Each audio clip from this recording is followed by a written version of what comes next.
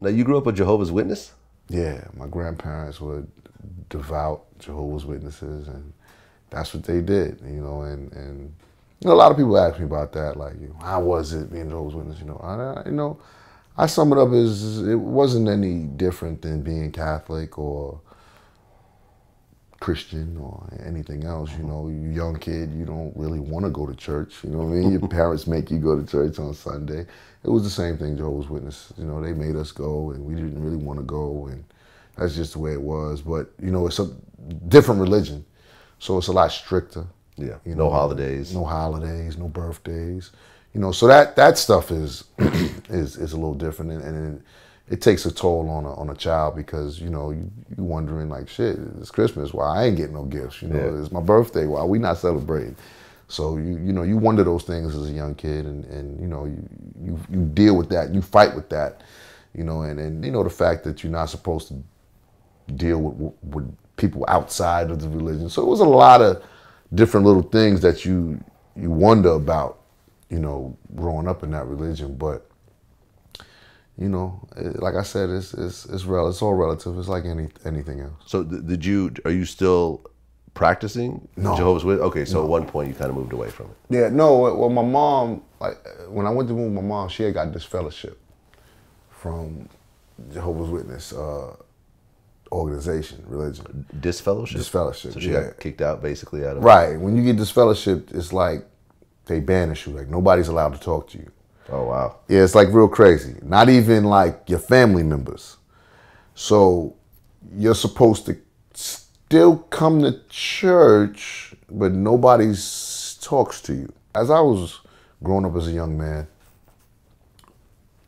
my family was Jehovah's Witnesses, so I naturally, that was my first introduction into religion. Yeah. Then as I got a little older, I started getting into the Muslim religion as I started to live with my mom. Oh, really? Okay. We started, practicing, 5%er, and I learned a little bit of that. And then, I had a friend of mine, and we used to always go to his house and stay over his house a lot, because he had a nice house, and his moms used to let us, the basement was like basically our little sanctuary, so we used to have girls over and shit like that. So that was, but her thing was, the boys can come over, but on Sunday they got to go to church with us.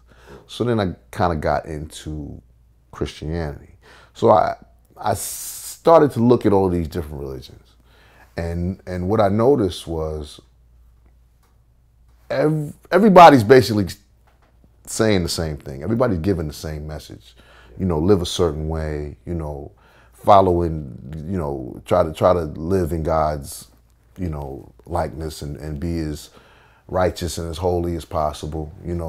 Basically live a good life. But it was the rules set forth by man that made each religion different.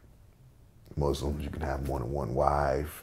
Jehovah's Witnesses, you can't do this, you can't do that. You don't celebrate Christmas. And then Christianity had its own thing. So I started to realize this as a young man, and it turned me sour towards religion in a lot of ways, because here it is, Jehovah's Witness religion separated my family, broke up my family, and all the other religions that I was kind of learning and just dabbling with and trying to see what they were about, really didn't make a lot of sense to me either.